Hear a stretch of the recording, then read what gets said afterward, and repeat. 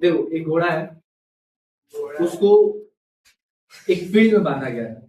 वो जो फील्ड किस शेप का है? स्क्वायर शेप का। और स्क्वायर शेप में घोड़ा को एक पेग का मतलब क्या बताते हैं? खूंटा। तो एक कॉर्नर पे खूंटा लगा के उस स्क्वायर शेप में जो फील्ड है उसमें एक कॉर्नर पे खूंटा लगा के और उस हॉर्स को बांध दिया गया। अच्छा, स्क्वायर शेप जो फील्ड है उसका साइड कितना है? 15 मीटर। अब देखो घोड़ा को बांधा गया है जिस रस्सी से, है ना, उस रस्सी का लेंथ कितना है? 5 मीटर। 5 मीटर है। अब तुमको बता दें कि जब भी हम किसी रस्सी से बांधे किसी को भी, है ना, मतलब किसी को भी, मतलब कि गाय भैंस को, तो जाहिर सी बात है वो जब गोल गोल घूमेगा तो क्या फॉर्म होगा? सर्कल। एक सर्कल फॉर्म होगा। अब यहाँ पर स्क्वायर से फील्ड है तो जाहिर सी बात है ये घोड़ा यहाँ तक मैक्सिमम जा पाएगा और इधर यहाँ से यहाँ तक जा पाएगा। ठीक है। अच्छा, स्क्वायर का ईच एंगल कितना डिग्री का होता है? यहाँ पर क्या होगा? अब देखो अब ये पूरा एक सर्कल फॉर्म करेगा, लेकिन यहाँ पर क्या हो रहा है कि यहीं पे आगे रुक जा रहा है। तो तुमको बताया था कि जब भी सर्कल में सेंटर पे 90 डिग्री फॉर्म होता है तो उसको क्या कहेंगे? क्वाड्रेंट कहेंगे। ठीक है, क्योंकि तुमको बताया था क्वाड्रेंट क्या होता है। जब सर्कल में क्या होता है, दो डायमीटर एक दूसरे को 90 डिग्री पे बाइसेक्ट करते हैं तो यहाँ पर क्या बनता है? क्वाड्रेंट बनता है। तो देखो तो क्वाड्रेंट इसी शेप का ना होता है, ऐसे। देखो ये वाला शेप क्वाड्रेंट है, तो यही शेप यहाँ पर भी है ना। बस ये पूरा सर्कल नहीं है ना, लेकिन उसका एक पार्ट है। तो एरिया ऑफ क्वाड्रेंट क्या होता है? पाई पूरे सर्कल का 4 भाग कर देंगे। या फिर अगर हम देखो यहाँ पर एक और चीज है, यहाँ पे अगर तुमको क्वाड्रेंट से नहीं बनाना है तो ये एक सेक्टर फॉर्म कर रहा है ना, बोलो। तो सेक्टर फॉर्म कर रहा है तो ये तुम्हारा क्या हो जाएगा? सेक्टर का रेडियस हो जाएगा। तो यार ना, जितना रस्सी का लेंथ है वही रेडियस हो जाएगा, क्योंकि उतना ही गोल गोल में वो घूमेगा। तो ये 5 है तो ये भी 5 हो जाएगा, ये भी 5 ही है तुम्हारा, मतलब रेडियस ही है। तो एरिया ऑफ सेक्टर का फॉर्मूला क्या होता है? तो एरिया ऑफ सेक्टर, अच्छा यहाँ पर थीटा कितना दिया है? 90 डिग्री। और रेडियस कितना हो जाएगा? 5 मीटर हो जाएगा। तो area of sector theta by 360 into pi are square. तो थीटा की वैल्यू 90 बाई 360 इंटू पाई का वैल्यू 3.14 इंटू रेडियस 5 इंटू 5। ये तुम्हारा 4 बार में कट जाएगा। ठीक है, उसके बाद से ये तुम मल्टीप्लाई कर दो, है ना। 25 में 4 से करेंगे 25 चौके 10 बचा। 25 से कम 25 और 10 35 के 5 3 बचा। 25 थी 75 और 3 78 बाई 4। अच्छा, ऊपर 2 अंक पर डिसिमल है ना, 78.5 इधर आएगा। अब इसमें 4 से डिवाइड करो। ठीक है, तो 78.50 में 4 से करेंगे। देखो 4 1 जा 4, ठीक है। 7 में से 4 गया 3, ऊपर से 8, 4 9 जा 36, ऊपर बचा 2 5, तो 4 6 जा 24, 1 0, 4 2 जा 8, फिर 2 पॉइंट देंगे तो 0 4 बचे 20, कट गया ना। लेकिन पहले से इसमें कितना डेसिमल बार? एक यहाँ पर है, टोटल 3 हो जाएगा यहाँ पर है। तो यार इसको करेंगे तो 19.625 मीटर। इसका सेकंड पार्ट ये कह रहा है कि अगर हम इसके रस्सी को, अच्छा अभी इसका रस्सी का लेंथ कितना है? 5। तो कह रहा है कि अगर हम 5 की जगह रस्सी 10 मीटर ले लेंगे तो अब वो ज्यादा एरिया ग्रेज करेगा ना। तो कह रहा है ना कि कितना एरिया इंक्रीज कर जाएगा ये बताना, ये नहीं बताना है कि कितना एरिया होगा, कितना एरिया बढ़ गया है वो बताना है, हटा देंगे। हाँ, तो पहले हम क्या करेंगे, 10 मीटर रस्सी लेकर और जितना वो ग्रेज कर पाएगा उसका एरिया निकाल लेंगे। तो भाई सेम फॉर्मूला रहेगा, है कि नहीं? हाँ, तो एरिया ऑफ ग्रेजिंग फील्ड हो जाएगा ना। तो उसमें हमारा लेंथ क्या हो जाएगा? एंगल तो वही रहेगा ना, तो 90 by 360 into pi are square, तो पाई का वैल्यू 3.14 इंटू आर हो जाएगा 10 इंटू 10। अब देखो दोनों जीरो से दोनों डेसिमल कट जाएगा, तो ये 4 का भी कट जाएगा, तो 300, हाँ 2 से भी कट जाएगा, 2 या 4 और ये 157 समझ रहा है। और यहाँ पे डेसिमल दे देते हैं, अब डेसिमल से इसको घटा देंगे तो बच जाएगा हमारा 157/2। इसको घटा दो तो 2 सत्ते 14, 1 और 7, 2 8 16.78.5 क्या हो जाएगा मीटर स्क्वायर। तो ये तो एरिया आएगा जब हम 10 मीटर रस्सी लेंगे तब, लेकिन ये नहीं कह रहा है ना कि कितना एरिया वो ग्रेज करेगा, कितना एरिया ग्रेजिंग वाला बढ़ गया है, इंक्रीज कर गया है पहले से। तो पहले था 19.625 एरिया ग्रेजिंग वाला, अब वह कितना एरिया ग्रेज कर रहा है, तो कितना ग्रेजिंग वाला एरिया बढ़ गया है पहले से, तो माइनस कर देंगे, टोटल में से उसको माइनस करें तो इंक्रीज इन ग्रेजिंग फील्ड निकल जाएगा, इंक्रीज इन ग्रेजिंग एरिया। तो देखो यहाँ पे 78.5 इसमें तो माइनस कर देंगे, ठीक है 19.625। देखो यहाँ पे डेसिमल पर 1 अंक है, यहाँ पे डेसिमल पर 3 अंक है, तो पहले तो यहाँ पे 2 जीरो लगा देंगे। तो देखो 10 में से 5 गया 5, 9 में से 2 गया 7, और 4 में से 6 नहीं जाएगा तो हाथ लेंगे तो 14 में से 6 गया, अब वही बच जाएगा 7, 7 में से 9 नहीं जाएगा हाथ लेंगे 17, 17 में से 9 गया 8, ये बच गया 6 में से गया 5, 3 अंक के बाद डेसिमल है ना, इतना मीटर स्क्वायर। मतलब a brooch is made with silver wire। देखो ये जो ब्रॉच है वो किस चीज से बना है, in the form of a circle, तो सर्कल फॉर्म में बन गया, ठीक, विथ डायमीटर 35 mm, 35 मिलीमीटर इसका क्या है diameter. The wire is also used in making 5 diameter. अब देखो कह रहा है ना कि हम सिल्वर वायर का यूज करके एक ब्रॉच तो बना दिए, तो ब्रॉच बनाने का मतलब क्या है, बस एक सर्कल ड्रॉ कर दिए। अब कह रहा है कि हम ना 5 गो डायमीटर यूज कर रहे हैं, ठीक है। The wire is also use in making 5 diameter. अब उसमें और डिजाइन वगैरह बनाने के लिए हम क्या कर रहे हैं, उसमें 5 गो डायमीटर उसमें एड ऑन कर रहे हैं। तो देखो डायमीटर क्या होता है, सेंटर से पास करता है, तो ये पहला डायमीटर हो गया, ठीक है। हाँ, फिर ऐसे जा रहा है दूसरा डायमीटर, ठीक है, फिर तीसरा, फिर ऐसे चौथा, फिर ऐसे 5 डायमीटर हम ड्रॉ करते हैं, ठीक है। अब यहाँ पे डायमीटर का जो लेंथ है वो कितना है, 35 है। तो डायमीटर है 35 mm का, एक डायमीटर। हाँ। कह रहा है विच divide the circle into 10 equal sector. अब देख लो बाबू, जब हम 5 डायमीटर को ड्रॉ किए हैं तो पूरा सर्कल 10 पार्ट में बढ़ गया, और 10 पार्ट क्या है, इक्वल सेक्टर है। मतलब अब देखो बाबू, जब इक्वल सेक्टर होगा तो इसका मतलब कि सेंटर पर जो एंगल फॉर्म होगा वो भी क्या होगा, इक्वल होगा, ठीक है। मतलब ये सारा एंगल आपस में क्या होगा, सब सेंटर पे 10 के द्वारा जितना एंगल फॉर्म होगा सारे आपस में क्या होंगे, इक्वल होंगे। इक्वल सेक्टर है, इक्वल सेक्टर मतलब क्या होता है, जब एक ही सर्कल में बन रहा है तो सबका रेडियस तो सेम ही है, तो जाहिर सी बात है एंगल बिना सेम में कैसे बराबर हो सकता है, ठीक है।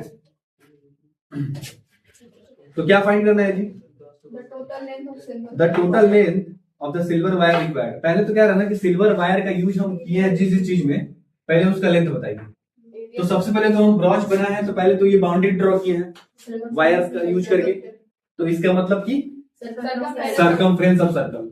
तो जब हम सरकमफ्रेंस ऑफ सर्कल निकाल लेंगे तो जो सिल्वर वायर का यूज किए हैं इस सर्कल को बनाने में, गोल बनाने में, तो उसका लेंथ निकल जाएगा, यानी सरकमफ्रेंस ऑफ सर्कल निकल जाएगा। तो सरकमफ्रेंस ऑफ सर्कल का फॉर्मूला क्या होता है, 2 पाई आर। तो 2 पाई आर से हमारा निकल जाएगा इस बाउंड्री का लेंथ, है ना, यानी बाउंड्री में हम कितना वायर यूज किए हैं उसका लेंथ निकल जाएगा। अब कह रहा है कि इस ब्रॉच में सिर्फ बाउंड्री पर ही वायर का यूज नहीं किए हैं, 5 गो डायमीटर को भी यूज किए हैं उसको बनाने में। तो एक डायमीटर का लेंथ 35 mm है, 5 को कितना होगा? 160 तो 35। into 5 बस इतना ही सारा यूज किया है। mm को चेंज नहीं करें पहले mm में ही सबको ला लो, फिर बाद में देखा जाएगा।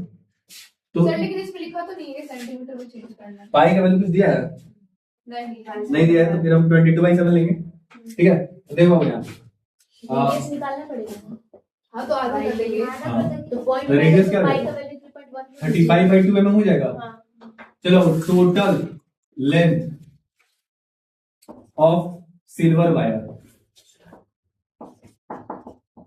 बराबर 2 पाई आर प्लस 5 मीटर है, तो उसका लेंथ निकालेंगे तो ए होगा 35 mm, तो 5 होगा 35 into 5।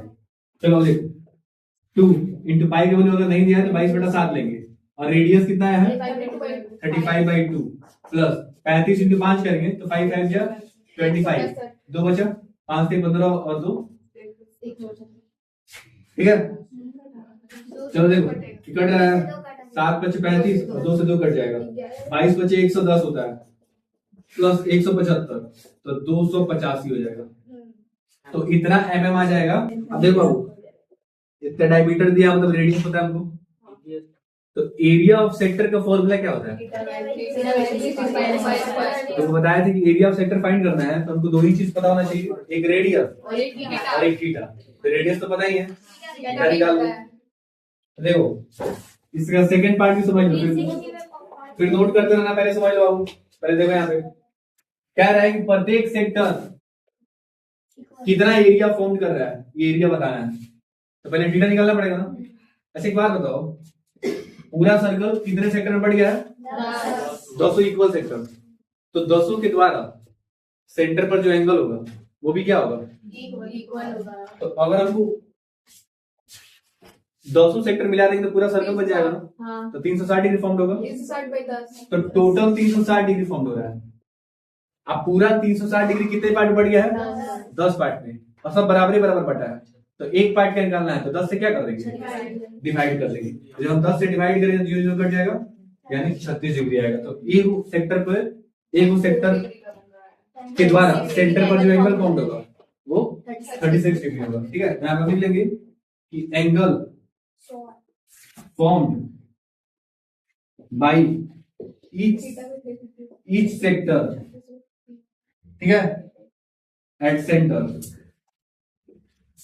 हो जाएगा 360 डिग्री बाई 10, यहां से हो जाएगा 36 डिग्री। और हमको पता है पहले से रेडियस कितना है? 35/2 हम लोग उसको डेसिमल में 35/2 mm। ठीक है, हटाना है इसलिए पाई का जरूरत नहीं है। तो चलो अब यहां से निकालो। क्या निकालना? एरिया निकालना है ना। θ/360 into pi r square। तो एरिया ऑफ ईच सेक्टर हो जाएगा θ/360 into pi are square. Theta का वैल्यू कितना निकला है? 36 डिग्री बाई 360 इंटू पाई का वैल्यू नहीं दिया है तो 22/7 इंटू आर स्क्वायर, तो 35/2 इंटू 35/2 कितना हो जाएगा? 35 से 7 करके देखो ये तो कट जाएगा तुम्हारा 10 बार में, 7 पचे 35 और 5 दूना 10 और 2 11। ठीक है, चलो मल्टीप्लाई करो।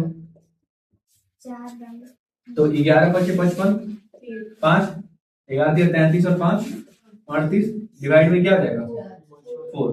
अब 385 में 4 से डिवाइड करना है, तो 4 9 36 बचा 2 38, 2 और 5 25, 4 से कम 24, तो डेसिमल 1 बचा है ना, तो 1 के बाद बगल में 0 आएगा 10, 4 दूना 8, फिर 2 बच गया, फिर बगल में 0 तो 20, 4 बचे 20, तो 96.25 मिलीमीटर स्क्वायर। क्वेश्चन नंबर 10 क्या कह रहा है? An umbrella has 8 ribs. ठीक है, अब यहाँ पे रिब आ गया बाबू,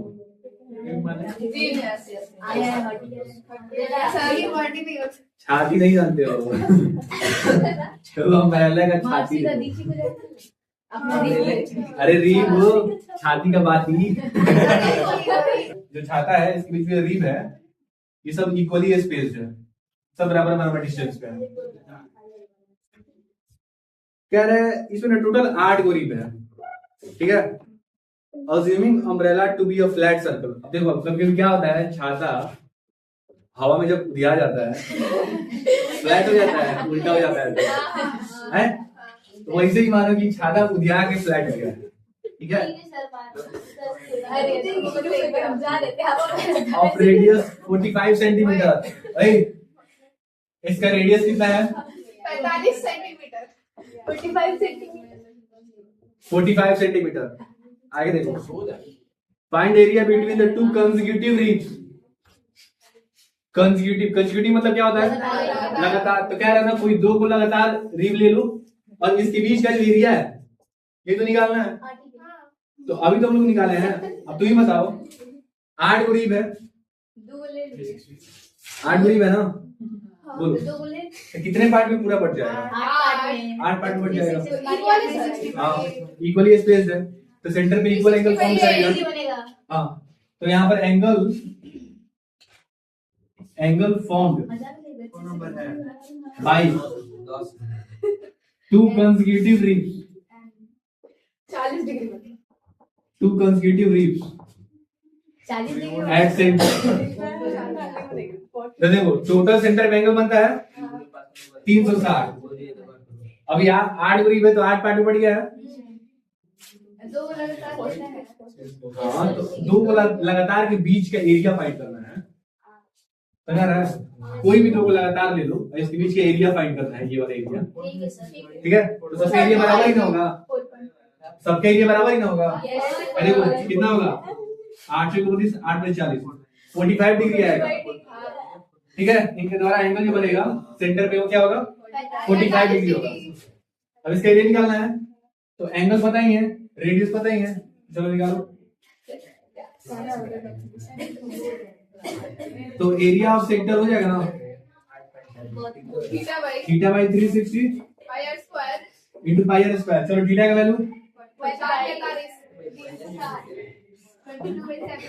पाई गुणे 22/7 इंटू रेडियस 45 into 45 कटेगा 5 से 360 कटाइए 45 का क्यूब 5 9 45, एक मिनट, 9 25 45, ठीक है। और 9 चौके 36 और 1 0, ठीक है। 5 8 40, 5 9 45, 22 का तैयार 22 का तैयार ठीक है। 2 चौके 8 और 2 11 22। नीचे क्या आ जाएगा, 4 7 जा 28 आएगा। ऊपर 9 into 11 into 45 into 5 है, 99 into ठीक है। 5 45 देखो 11 9 99 into 99 में 5 से करेंगे तो 100 में 5 से करते तो 500 और उसमें से 5 घटा दो 195 495 हाँ और उसमें मल्टीप्लाई करना है 45 से, ठीक है।